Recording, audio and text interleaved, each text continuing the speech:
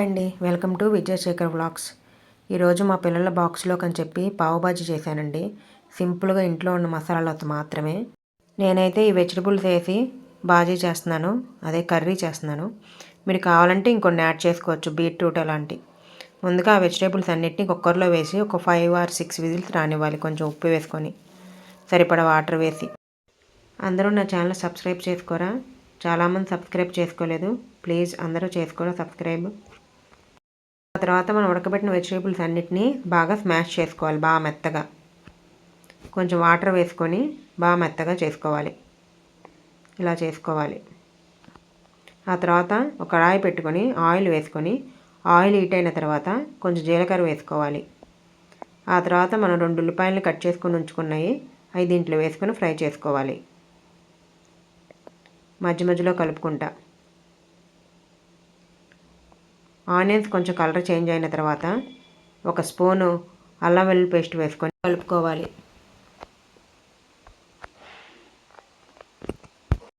ఆ తర్వాత టమాటాలు కూడా వేసుకొని ఓ 5 minutes మగ్గనివ్వాలి, కొంచెం ఉప్పు వేసుకొని.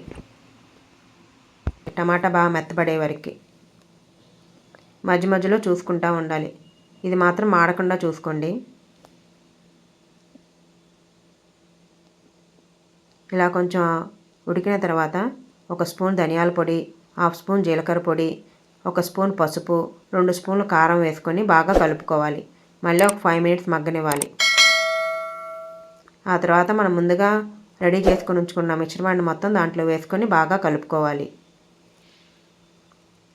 కొంచెం వాటర్ వేసుకోవాలి.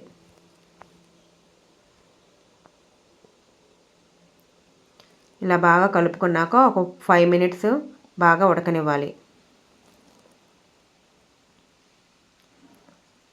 ఇలా ఉడుకుతున్నప్పుడు చివరిలో కొత్తిమీర, కొంచెం గరం మసాలా వేసుకొని స్టవ్ ఆఫ్ చేసుకోవాలి. మా పిల్లలకి సింపుల్గా ఇలా చేసి పెడతా ఉంటానండి. మీరు కూడా ఒకసారి ఇలా సింపుల్గా చేసి ఎలా వచ్చిందో నాకు కామెంట్ చేయండి. నేనైతే ఈ పావులు వాడుతున్నానండి. పావులకు ఒకవైపు బటర్ రాసి ఫస్ట్ ఫ్రై చేసుకోవాలి. ఆ తర్వాత రెండో వైపు కూడా బటర్ వేసుకొని ఇలా 2 వైపులా ఫ్రై చేసుకోవాలి, టర్న్ చేసుకుంటా. ఆ తర్వాత మనం సర్వ్ చేసుకోవాలి. అంతే, ఎంతో టేస్టీగా ఉండే పావుబాజీ రెడీ. పిల్లలు అయితే ఈ పావుబాజీని చాలా ఇష్టంగా తింటారండి. ఒకసారి మీరు కూడా ట్రై చేసి ఎలా వచ్చిందో నాకు కామెంట్ చేయండి. ప్లీజ్ అందరూ నా ఛానల్ సబ్స్క్రైబ్ చేసుకోరా?